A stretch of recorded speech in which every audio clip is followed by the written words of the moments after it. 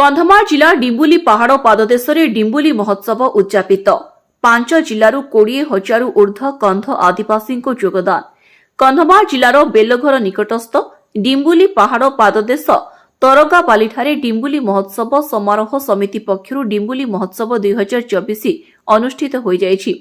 कंध आदिवासी मानक संस्कृति परंपरा तत्व अनुसायी एही मानव समाज और जीवजगत सपांग गाड़ाठारे सृष्टि होइथिबा बेले डिम्बुली ठारे बसवास करिथिले। एणु कंध आदिवासी माने सपांग गाड़ा डिम्बुली और श्रीम्बुली को पूजा करि आसुछंती।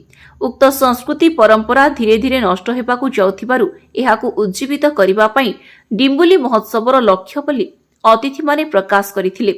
कंधमाल बौद्ध बलांगीर कलाहांडी और रायगढ़ 5 जिलार 20,000 ऊर्ध्व कंध आदिवासी माने जोग देथिले। कंध आदिवासी संस्कृति परंपरा को बजाय रखिबा पई समस्तक निष्ठापर रहिबा आवश्यक।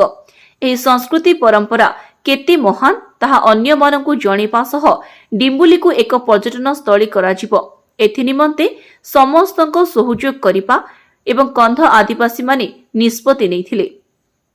डिम्बुली महोत्सव 2024 उद्देश्य संपर्क में लोकों को बुझाइथिले। एही कार्यक्रम रे कंधमाल बौद्ध बलांगीर कलाहांडी और रायगढ़ 5 जिलार 20,000 ऊर्ध्व कंध आदिवासी जोग देथिले।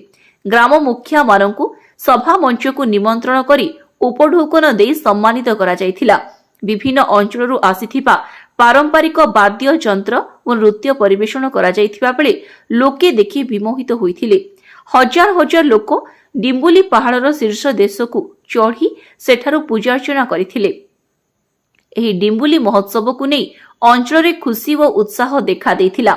डिम्बुली महोत्सवर संयोजक भावे भारत सरकार को ट्राइफेड उपाध्यक्ष पवित्र मोहन कोहर, उपदेष्टा पूर्वतन विधायक करेन्द्र माझी, ब्लॉक अध्यक्ष बासंती माझी, बेलघर सरपंच गोविंद माझी प्रमुख और सभापति गौरचंद्र माझी प्रमुख एही महोत्सव को सफल करथिले।